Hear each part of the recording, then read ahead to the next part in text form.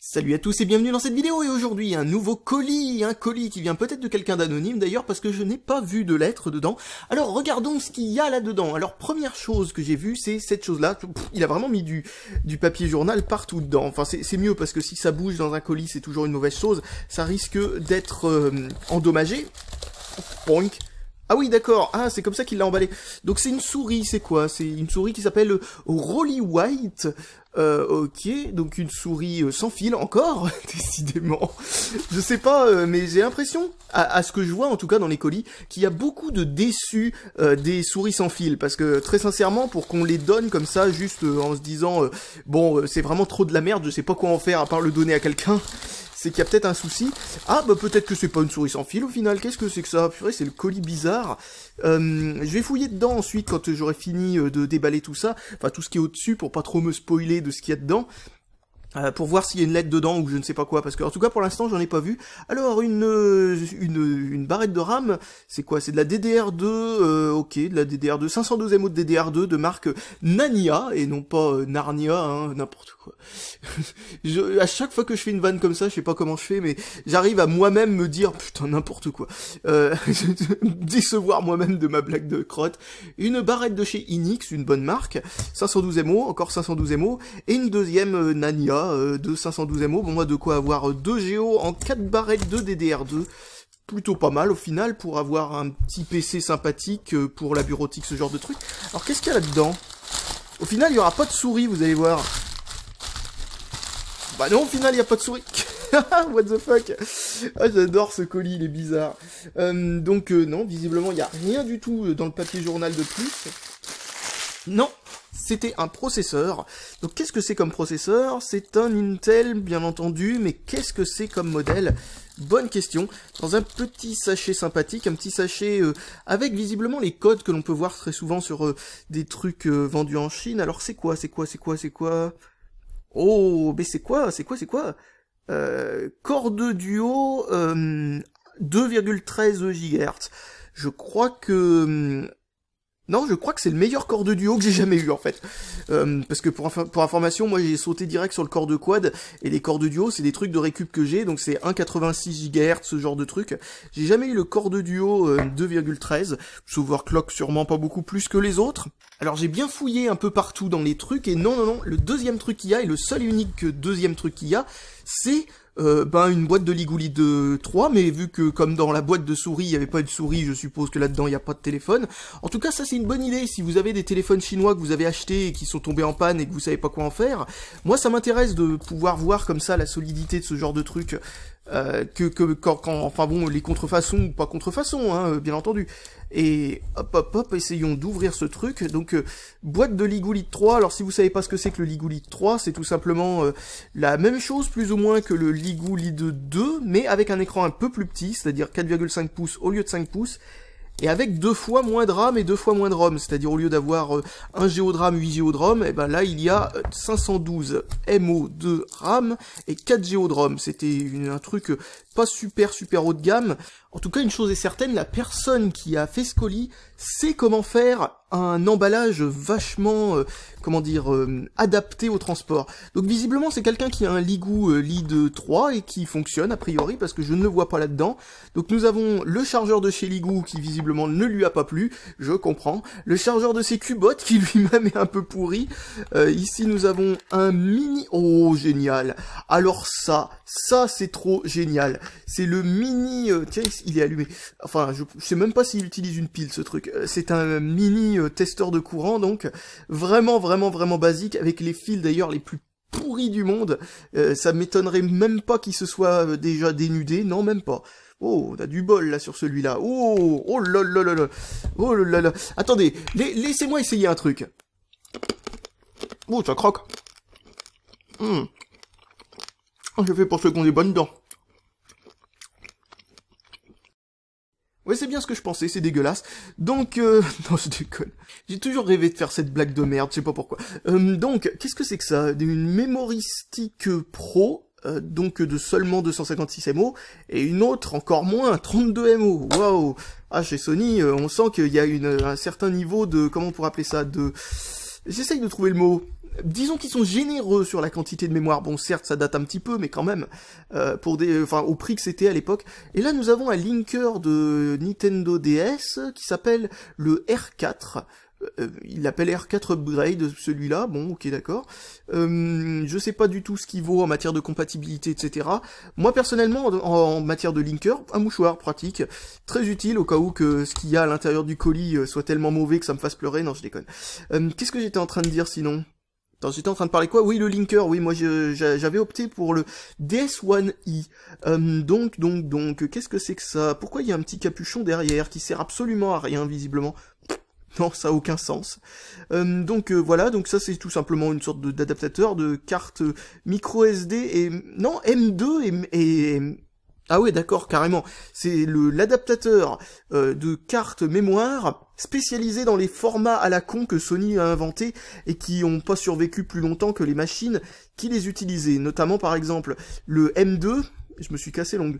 Le M2, qu'est-ce que je disais? Oui, le M2, le format M2, c'est un truc qu'il y avait dans les Sony Ericsson non smartphone, qu'ils ont pas osé reprendre sur les trucs Android, ou alors c'est peut-être parce que Google imposait le format micro SD en se disant arrêtez vos conneries chez Sony parce que ça sert à rien, c'est juste une micro SD qui est pas compatible avec les micro SD, va comprendre. Pourquoi Sony avait des idées aussi stupides des fois? Je ne sais pas. Là, qu'est-ce que c'est que ça? Alors c'est un truc 2,5 mm et 3,5 mm. Ok, deux prises différentes. Pour ensuite une prise de... Bon, je crois savoir à quoi ça sert. Si vous avez par exemple un dictaphone, et que il utilise cette prise-là, bah ça permet comme ça de le brancher ensuite sur une prise micro quelque part pour faire l'enregistrement, et la deuxième prise sûrement pour des trucs un peu plus standardisés, qui utilisent là aussi, bah tout simplement une prise de 3,5 mm, jack 3,5 mm pour le son. Donc c'est plutôt sympathique comme truc, mais ce que je comprends pas, c'est pourquoi les deux prises sur le même câble. Je suppose que, comme je le disais, c'était pour satisfaire les besoins de certaines personnes qui ont notamment un dictaphone. Alors pour ceux qui connaissent pas déjà, ce truc là c'est tout simplement un petit câble pour relier deux cartes graphiques entre elles pour le SLI, à moins que ce soit pour le Crossfire, mais il me semble pas que... Enfin, je me rappelle plus exactement la différence qu'il y a entre les deux câbles, mais c'est pratiquement la même chose, hein. Et c'est le même principe, hein. Ça permet de relier les deux cartes entre elles pour qu'elles puissent parler, pour qu'elles puissent communiquer des données l'une avec l'autre, sans avoir à passer par les ports du PC et donc saturer toute la bande passante. Donc ça c'est plutôt une bonne idée. Et ce truc-là, donc du coup, bah voilà, c'est sympathique, ça sert à quelque chose, mais ça sert absolument à rien si on n'a pas tout simplement la capacité l'envie tout simplement d'utiliser deux cartes graphiques en SLI. Alors ça c'est quoi celui-là?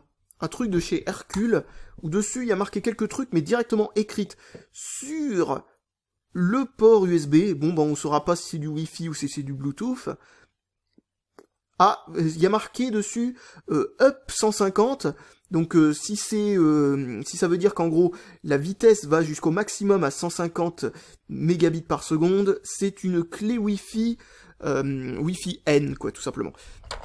Et là nous avons ce qui peut être là aussi ou du Wi-Fi ou tout simplement du Bluetooth.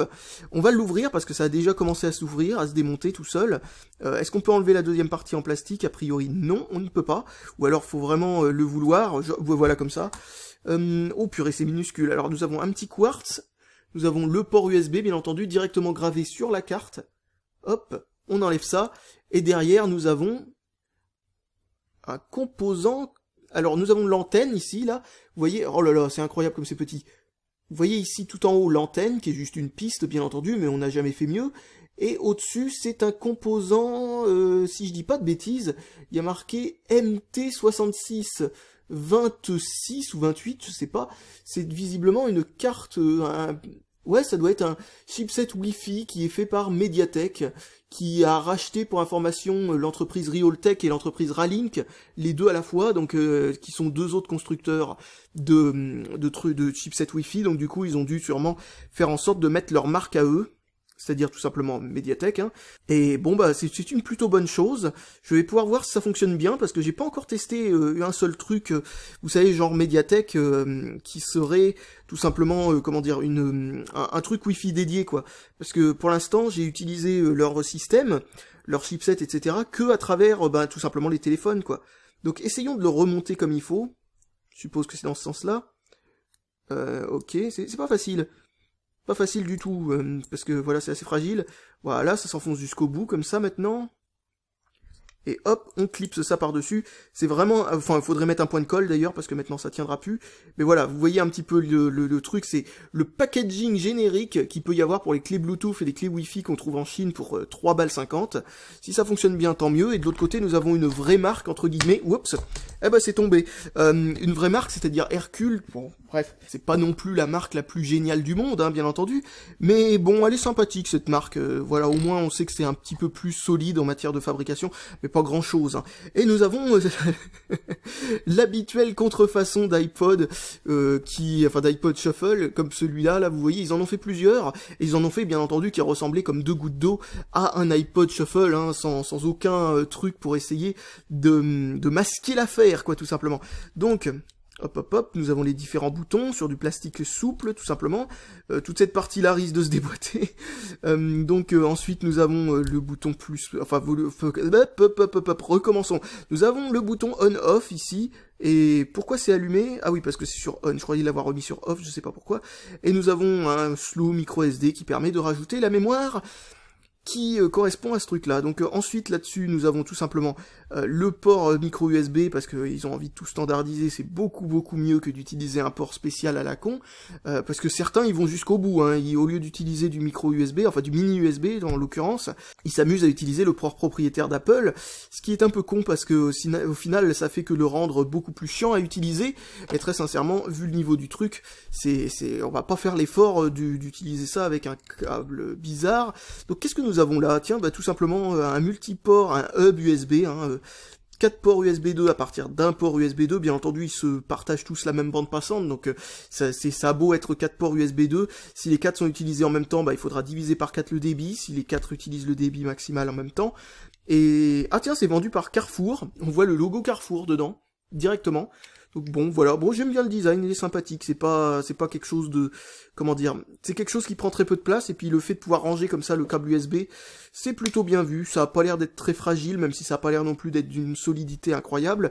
En tout cas, si ça fonctionne bien, c'est plutôt pas mal. Et ici, nous avons quoi? Nous avons tout simplement un disque dur Serialata, 2,5 pouces, avec marqué dessus, Magnetic Data Technology. What?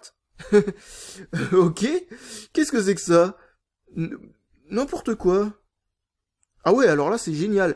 Je sais pas si c'est un Seagate ou un Western Digital ou je sais pas quoi, mais en tout cas ils ont bien masqué l'entreprise qui a fait ça, d'où venait leur disque dur, quoi. C'est quand même assez incroyable, quoi. Je savais pas qu'on pouvait... Déjà, je sais pas si on a le droit de faire ça. Parce que, sincèrement, quoi, c'est quoi ce bordel? C'est même pas marqué le vrai constructeur, c'est un disque qui a été visiblement reconditionné, et dessus ils ont marqué leur marque à eux.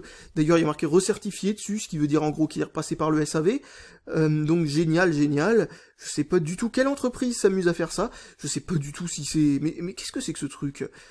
Attendez, comment on peut le savoir? Bah tiens, je vais sortir mes vieux disques durs HS, et on va voir, en les comparant par rapport au design, là où ils ont mis les trous, les vis, etc., essayer de trouver de quelle machine ça vient à l'origine. Et en dessous, nous avons un mouchoir pour éviter de rayer tout ça. Donc génial. Malgré tout, je ne saurais absolument pas vous dire de qui vient ce colis, parce que, bon, bien entendu, je sais pas si je peux dire son vrai nom, parce que ça, bien entendu, je l'ai sur l'adresse. Mais par contre... absolument aucune trace d'une lettre ou de je ne sais pas quoi qui aurait pu servir à l'identifier, ou à le remercier surtout. Ensuite, là-dedans, tu as juste un petit pochon pour pouvoir mettre certains trucs dedans. Allez, on va rigoler. Si ça se trouve, ça marche même pas. Non, c'est légèrement pas assez large pour mettre ça dedans. Enfin, en tout cas, pour les petits téléphones, ça peut être sympathique. J'essaye d'en trouver un qui logerait dedans. Oh non, pas ce truc-là, hein, c'est trop de la merde. Mais ça loge. Oh, ça loge en forçant, hein. Mais ça loge malgré tout. Et ensuite, vu que ça force comme un malade, parce que c'est pas fait pour des téléphones aussi gros. Ah oui, tiens, oui, c'est vrai qu'en tirant comme ça marche un peu mieux quand même. Bon, voilà. Je sais pas pourquoi je m'attendais à devoir le tirer vers le bas, mais non. Le truc est fait pour être tiré vers le haut. Donc, hop, je vais aller chercher quelques disques durs, on va voir à quoi ça correspond en fait ce truc. Alors, comme tout geek qui se respecte, j'ai ma pile de disques durs en panne, pour pouvoir, comme ça, comparer ça, même si c'est pas fait pour ça à l'origine. Donc, Il y a marqué 7200 tours par minute dessus. Alors comparons le design, pas du tout ça. De l'autre côté, pas du tout ça. Donc a priori c'est pas un Seagate. On va quand même voir. Oubla, ce disque dur. Tiens, qu'est-ce que c'est que cette espèce de... Ah ouais, tiens, j'avais complètement oublié que il avait une étiquette qui a été collée bizarrement comme ça. Donc c'est pas non plus ce modèle-là, c'est pas non plus ça derrière. Donc on va regarder plutôt du côté de Western Digital. Bon, là on passe sur du Hitachi. Oh, petit air de famille sur du Hitachi à la limite. Regardons de l'autre côté. Plus vraiment. Bon, d'accord. Regardons maintenant du côté de Western Digital. Oh, gros air de famille. Deux trucs là, le renfoncement ici. Ok, cette espèce de petit renfoncement là aussi. Ok. Maintenant on regarde derrière. Ah oui, quand même. Là, oui, ça, c'est flagrant. Ça ressemble à du Western Digital. Et bon, maintenant on va terminer sur du Toshiba, et là franchement non, pas vraiment, pas du tout, parce que franchement regardez, surtout de ce côté-là, Toshiba, on voit que c'est pas vraiment ça. Donc j'ai sûrement d'autres disques durs comme ça qui traînent, mais là franchement je pense qu'on peut dire sans trop de difficulté que c'est du Western Digital, ce truc-là. Ressortons le Western Digital en panne, et regardons ce qu'il y a marqué dessus pour voir s'il y aurait d'autres similitudes en matière par exemple de nommage sur la carte. Ok, non. Ok. Non. Regardons de l'autre côté, ça doit pas du tout être le même modèle, celui-là doit être beaucoup plus récent.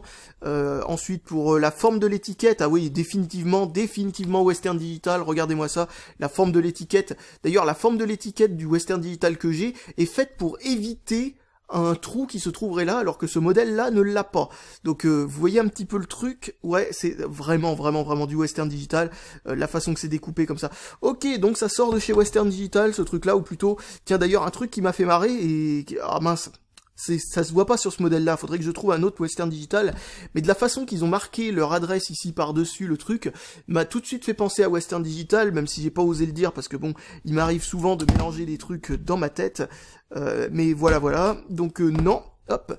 Donc Western Digital a fait un disque dur qui visiblement est tombé en panne, qui a été réparé par cette entreprise dont je ne connaissais même pas l'existence. Ils ont eu l'audace de coller une étiquette dessus qui est complètement différente et qui ne met aucunement en évidence le fait que c'est du Western Digital. C'est marqué nulle part en fin de compte. Et on reconditionné ce disque dur. Génialissime. Bon tiens, j'ai une petite idée, tiens, je vais prendre ce truc, je vais le brancher à la lampe comme d'habitude. Alors, tac, voilà. C'est bon, et je vais prendre un boîtier de disque dur qui traîne ici depuis je sais pas combien de temps. Je devais le tester, ce truc-là, c'est un truc que j'ai acheté il y a déjà un petit moment et que, au final, j'ai complètement oublié. Enfin, je l'ai pas oublié, j'ai surtout jamais eu le temps d'en faire quoi que ce soit. Tiens, d'ailleurs, comment on fait pour pouvoir mettre le disque dur là-dedans? Donc, bon, c'est le moment ou jamais, hein, autant... Alors là, je sais pas comment ils comptent faire en sorte qu'on puisse mettre ce truc-là, à part en forçant un petit peu et ensuite en le faisant basculer. Oui, a priori, ça a l'air d'être ça, la logique. Ouais, enfin, si ça veut bien basculer. Purée, bon, ce truc-là, je pense qu'on n'a rien perdu en oubliant de le tester, parce que, enfin, en l'oubliant, en ne le testant pas, disons, parce que, très sincèrement, ça a l'air d'être de la bouse. En fait, ce que je voulais faire, c'est que je voulais essayer un boîtier de disque dur. Vous savez, une fois, j'avais essayé un boîtier de disque dur, je vous l'avais montré en vidéo, qui était ultra pourri. Et ben, ce que j'ai voulu voir, c'est si la nouvelle version, ce truc-là, est un peu mieux. Donc le disque dur a l'air de démarrer, pas de bruit bizarre de tête, pas de bruit bizarre tout court, pas de vibration spéciale. Eh bien, il y a des chances qu'il fonctionne encore, hein. Voilà, j'ai entendu la tête se reparquer, donc visiblement la tête bouge. Ok, bah peut-être que le disque dur fonctionne encore, mais là ça va être dur de savoir, parce que bon, là il va falloir que je ressorte de ce truc. Bon, ça va être une galère, je vais laisser ça de côté. Et je vais vérifier si le disque dur fonctionne un peu plus tard. Tiens, je vais essayer de refermer cette boîte pour voir comment ça fonctionne. Vous voyez, c'est tout con en fait, hein. On met le disque dur dedans, il est coincé par la pression, et ensuite... tac, on reclipse le truc, et c'est un peu mieux quand même qu'un autre type de disque dur, ou enfin de boîtier de disque dur chinois où ça bougeait tout seul dedans. Mais le problème c'est que ce truc là, eh bien comme vous avez pu le voir, rien du tout pour amortir le disque dur, rien du tout. C'est vraiment du grand n'importe quoi à ce niveau-là. Et regardez, la peinture où il y a marqué USB dessus là, oui si c'est flou c'est pas la caméra, hein, non, Elle a complètement fondu. Et d'ailleurs, j'avais posé un truc dessus, une sorte de petite coque ou je sais pas quoi, là. Ce truc-là, je crois, qui était donné avec, a priori. Oui, vous voyez, regardez, ça a fait un décalco de ça, tout simplement. Des inscriptions à cause de la chaleur cet été. Et, enfin, l'été dernier, quoi.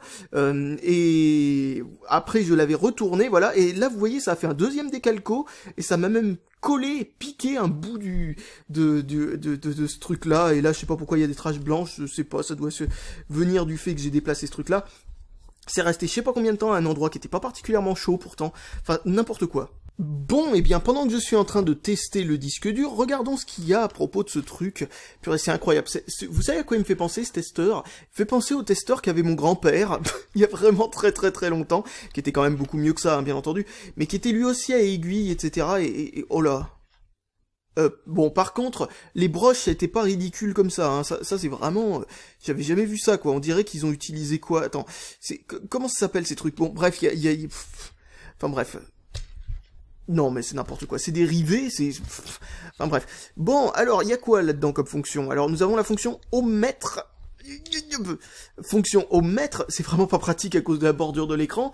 Une fonction, donc, milliampères, visiblement. Une fonction pour connaître les ampères.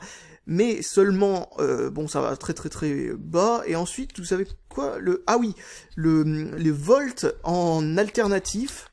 Ok. Pourquoi pas, et le nombre de volts en continu. Et bien entendu, ici, là, nous avons un truc pour pouvoir régler comment dire, l'aiguille, tout simplement, pour mettre le 0 au 0, et tout. Ensuite, à quoi sert cette molette à volume sur le côté? Alors là, franchement, aucune idée. Alors là, je ne connais pas les implications de ce truc-là. Alors, je vais aller chercher un tournevis pour voir. Voilà, je vais faire avec ce que je trouve. Tac, tournevis. Démontons cette chose et regardons comment c'est fait. Alors cette fois-ci, je risque pas de faire l'erreur de me gourer de prise en tout cas, parce que là il y en a que deux, hein, tout simplement. Il n'y a pas cette fameuse prise avec un shunt dedans qui permet de pouvoir mesurer les courants, les forts courants, quoi, tout simplement. Et parce que, pour information, ça, si je savais comment c'était fait dedans, j'aurais jamais essayé d'utiliser cette prise pour mesurer des volts, hein, mais bon, il faut dire que depuis le temps que j'avais pas utilisé un multimètre pour les ampères, parce qu'il faut savoir quand même que utiliser un multimètre pour les ampères, quand on fait de la réparation, c'est vraiment complètement inutile, hein, en fin de compte. C'est vraiment à la limite du complètement inutile, parce que, sincèrement, quand on répare des trucs, on a besoin de savoir si quelque chose est passant ou pas, à la limite de connaître la résistance de certains trucs, notamment savoir si quelque chose est en court-circuit ou si quelque chose, tout simplement a décidé de rendre l'âme complètement de manière à ce que le courant ne passe plus du tout. Enfin, ce genre de truc, quoi. C'est vraiment des choses basiques qu'on a besoin de savoir, etc. À la limite, la tension aussi peut être sympa. En fait, on aurait presque plus, pour réparer des trucs, plus besoin d'un oscilloscope que d'un ampère-mètre. Un ampère-mètre, au final, je sais même pas à quoi ça peut servir. Moi, ça fait tellement longtemps que je m'en suis pas servi, que je vois même pas les applications pratiques d'un ampère-mètre. Parce que bon, c'est... Bon, alors, ce que je vois, ça utilise une pile de, tout simplement AAA. Bon, bah, pourquoi pas, hein, qui a été fait par SunPower, sans mercure, une pile wouhou qui a l'air incroyablement type. Donc nous avons de quoi le déboîter comme ça tout autour, et on pourra voir l'électronique. En tout cas, vous voyez quand même que par rapport au multimètre à 1 € là de l'autre fois, eh bien celui-là, il a un mérite, c'est celui, si j'arrive à déboîter ça jusqu'au bout, parce que je regarde s'il n'y a pas des fils ou je sais pas quoi qui pourraient poser problème. Les fils de quoi d'ailleurs? Je ne sais pas. Où est-ce que ça pourrait bloquer? Ah, tout simplement les deux soudures ici, plus et moins. Ok, d'accord. Bon, on va les plier un petit peu, c'est bon, c'est fait. Donc, voilà comment c'est foutu. Alors c'est juste une rangée de contacts ici, ça c'est tout à fait normal, hein, pour pouvoir savoir, vous voyez avec ces trucs là, vous voyez ces trois contacts là qui sont là, et ben pop, ça permet de relier différents circuits entre eux. Donc voilà, et vous avez vu d'ailleurs, comme je le disais dans le multimètre à 2 €, que c'était une sorte de chip on board, quoi, une sorte de composant, je sais pas comment expliquer ça pour ceux qui connaissent pas bien, mais enfin en tout cas, vous voyez un petit peu le truc, c'est un composant où tout est intégré à l'intérieur d'une même petite puce qui a ensuite été collé, englué dans la colle, directement sur le PCB, comme ça. Et là, vous voyez que celui-là, ça a été fait de manière complètement artisanale, quoi, on va dire. C'est-à-dire qu'en fin de compte, comme vous pouvez le constater, c'est juste quelques résistances, quelques diodes. D'ailleurs, c'est génial pour le réparer parce que vous voyez ici que nous avons sur le circuit directement marqué ce que c'est. Vous avez D1, D2, etc. pour savoir que c'est des diodes, R pour savoir que c'est des résistances. D'ailleurs, ça me fait penser à un truc, mais le multimètre justement de mon grand-père, lui, il venait avec un petit manuel en papier sur le côté pour réparer le multimètre. Alors on regardait, etc. Il y avait des schémas avec marqué que chaque valeur de chaque composant, etc. C'était excellent pour le réparer. Enfin, je sais pas ce qui est devenu ce truc-là, mais j'aurais vraiment dû le garder. Enfin bref, voilà, un bon vieux multimètre comme autrefois, quoi, vraiment excellent. Et qui fonctionnait comme ça avec une aiguille, comme je le disais. Donc vous voyez, c'est vraiment simpliste. D'ailleurs, je sais même pas exactement comment ça fonctionne, hein, faut sûrement regarder. Bon, c'est comme le coup du shunt, que je savais pas exactement comment ça fonctionnait, mais bon, si on y réfléchit suffisamment longtemps, ou si on l'a appris tout simplement, eh bien, on sait comment ça fonctionne. C'était vraiment bête, hein, le coup du shunt, en fin de compte, parce que c'est juste que comme le composant à l'intérieur connaît la résistance de cette section de câble, en regardant de combien a baissé la tension, vraiment de très peu, mais en sachant précisément de combien a baissé la tension, il peut en déduire quel est le courant qui passe à l'intérieur de ce segment de fil, quoi. C'est pas très précis, mais c'est quand même beaucoup plus précis que la technique que j'avais imaginée dans cette vidéo-là. Donc, qu'est-ce que j'étais en train de dire? Ouais, donc c'est vraiment sympathique comme truc là. Je sais vraiment pas quel est le niveau de précision de cette chose. Vraiment pas grand-chose a priori, hein. Ça doit vraiment être limite, parce que si je me rappelle du truc en question, qui fonctionnait aussi comme ça, hein, sans vraiment aucune électronique, etc. C'était des petits circuits comme ça. Enfin, quand je dis aucune électronique, je veux dire aucune électronique, comment dire ça, aucune électronique complexe, quoi. C'est-à-dire en gros de micro-électronique, quoi, si vous voyez ce que je veux dire. Eh bien, voilà quoi, en gros, c'était à peu près le même système, mais il y avait beaucoup plus de composants. Donc je suppose que si on voulait le faire en utilisant le même principe, c'est-à-dire aucun composant complexe, etc., à l'intérieur de ce truc-là, il y a de grandes chances que pour que ce soit précis, il faille mettre un peu plus failli mettre un peu plus de composants, quoi. Parce que là, vraiment, c'est vraiment le strict minimum, à mon avis. Hein.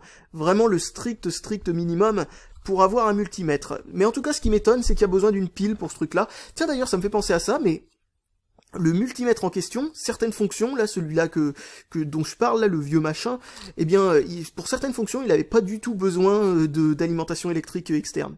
C'est-à-dire que si la pile était morte, eh bien, ça fonctionnait quand même. C'était absolument excellent comme truc.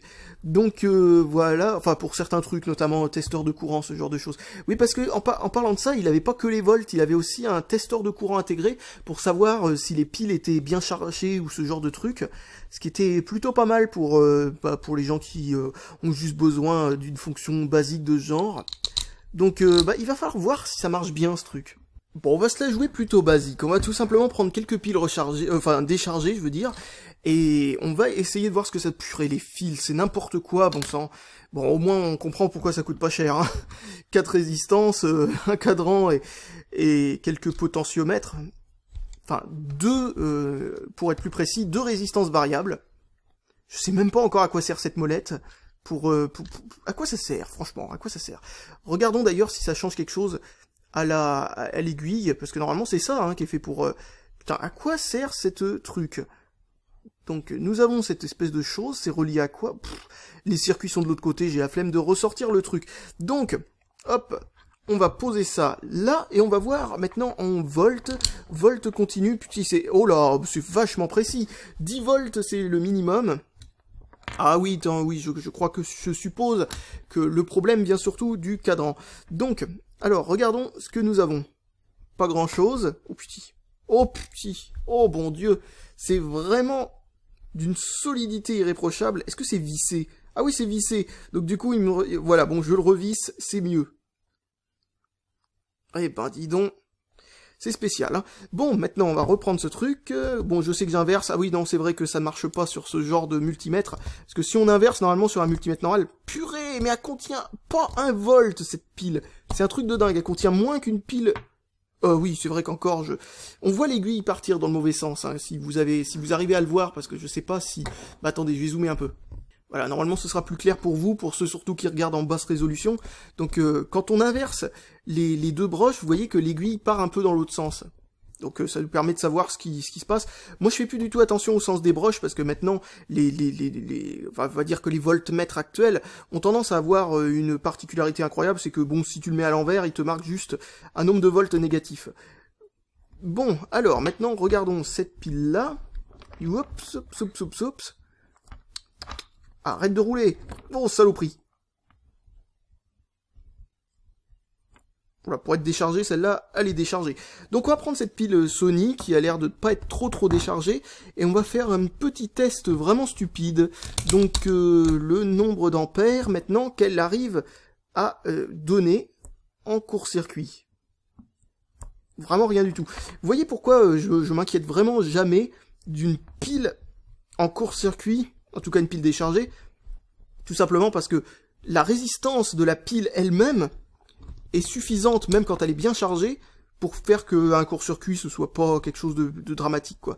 Voilà, alors vraiment là, c'est vraiment, vous voyez à quel point ça fait pas beaucoup bouger l'aiguille sur le truc le moins, enfin le plus sensible. Alors je sais pas exactement comment le cadran a été fait, j'ai pas regardé du tout la précision des trucs. Par contre, pour ce qui est de l'ohmmètre, il y a un truc qui va pas. Il faut sûrement que la pile fonctionne. C'est peut-être que la pile est morte. Parce que, à ce que je vois, normalement, 0 se trouve là. Donc, normalement, la pile devrait... Oups, qu'est-ce que je raconte? Le truc devrait faire directement ça. Ah bah tiens, bah là, maintenant, ça se met à marcher. Mais pourquoi ça marchait pas avant? Oh, il y a peut-être un faux contact dans les broches. Ou alors, je sais pas, ça a mis un bon moment. Donc voilà, 0 ohm. Et maintenant... Voici la... donc bon, c'est gradué d'une manière vraiment très spéciale. C'est logarithmique à la limite, je pense que c'est comme ça qu'on appelle ça. Donc vous voyez, quand je touche les deux broches, ça c'est la résistance du corps humain. Donc la résistance du corps humain, en fait ça se trouve entre l'infini et 1 kilo-ohm, 1000 ohms, pour ce truc-là en tout cas. Donc du coup, enfin, bon c'est pas très précis ce machin. Vraiment pas précis du tout. Mais surtout quand ça arrive au loin, parce qu'en fin de compte, sur ce truc-là, hein, la résistance du corps humain est plutôt vers l'infini. C'est pour ça qu'on craint pas les tensions en dessous de 24 volts et même en dessous de 50 volts. C'est tout simplement, enfin quand on est sec en tout cas en dessous de 50 volts. C'est tout simplement parce que la résistance du corps humain empêche le courant de traverser en fait. C'est pour ça que je trouve toujours drôle les gens qui argumentent dans les commentaires ou des trucs du genre des choses comme par exemple comme quoi une batterie de 12 volts pour voiture pourrait te tuer si tu touches les deux broches. Il n'y a aucune chance que ça arrive. On peut toucher les deux broches d'une batterie de voiture sans rien craindre, parce que c'est 12 volts. Par contre, si vous mettez une clé à molette entre les deux broches, la clé à molette va se mettre à fondre, parce que elle, sa résistance est très faible, mais le courant qui passe à travers, du coup, vu que la résistance est très faible, est très fort, donc du coup, ça va faire fondre la clé à molette, tout simplement. Et là, si vous vous mettez, bien entendu, à toucher une clé à molette qui a touché les deux bornes, vous allez vous faire très mal, parce que c'est très chaud, parce que c'est comme un radiateur électrique, en fait. Mais si vous-même, vous êtes la seule chose qui relie les deux bornes, c'est-à-dire si vous reliez avec un doigt le plus et avec l'autre doigt le moins, vu que c'est 12 volts ne peut pas vous traverser. C'est tout aussi simple que ça, même si il y a une capacité théorique d'1 milliard d'ampères, si c'est 12 volts, il se passera jamais rien parce que ça reste 12 volts. Bien entendu, faites très attention s'il y a un condensateur dans le circuit, par contre. Donc, mais s'il y a aucun circuit, c'est juste la batterie elle-même, c'est totalement sûr. Donc bref, je sais pas ce que je voulais dire de spécial en plus là-dessus, mais je vais regarder où en est mon disque dur, moi, pour voir s'il fonctionne encore. Bon, bah j'ai testé le disque dur, et visiblement on peut mettre des données dedans, ressortir des données dedans, ça a l'air de fonctionner à peu près correctement. J'ai fait un test smart court pour voir s'il y avait des erreurs, a priori il y en a pas, j'ai regardé les logs smart, c'est-à-dire en gros ce qu'a enregistré le disque dur à propos de son bon ou mauvais fonctionnement, et visiblement il y a 2 secteurs morts, donc je suis parti pour faire un test smart long, pour voir ce que ça donne, mais a priori le disque dur fonctionne encore, ce qui, bon voilà, on me passe un disque dur qui a l'air de fonctionner encore à peu près. Bon, il est peut-être pas fiable, hein, parce que 2 secteurs mort, encore une fois, je sais pas du tout en quoi ça impacte son fonctionnement, mais on va voir, hein, peut-être qu'il y aura des erreurs plus tard. En tout cas, il fonctionne vaguement correctement, donc ça peut être suffisant pour faire un petit backup de côté, vous savez, un backup de backup, quoi, une deuxième sauvegarde, un truc comme ça. Alors c'était pas le cas dans cette vidéo, mais si vous avez des téléphones comme ça, vous savez, des téléphones que vous avez achetés en Chine et que vous n'êtes pas satisfait ou qui sont tombés en panne, ce genre de truc, surtout n'hésitez pas à me les envoyer, hein, c'est pas, je vais pas, enfin comment dire, ça me vexe pas ce genre de truc, au contraire, j'aime bien savoir qui et pourquoi et comment et d'où vient des problèmes, on va dire, à propos de ce genre de téléphone et ce genre de choses, parce que personnellement, moi, j'ai pas eu beaucoup de mauvaises expériences avec ce genre de téléphone, en tout cas quand ce sont pas de la contrefaçon, j'ai même jamais eu de mauvaise expérience. Donc si vous avez des trucs comme ça, enfin bon voilà, c'est juste une suggestion, ça peut être intéressant pour des vidéos comme ça. Et voilà, bah sinon j'ai plus rien de spécial à vous dire et je vous dis salut à tous et à la prochaine.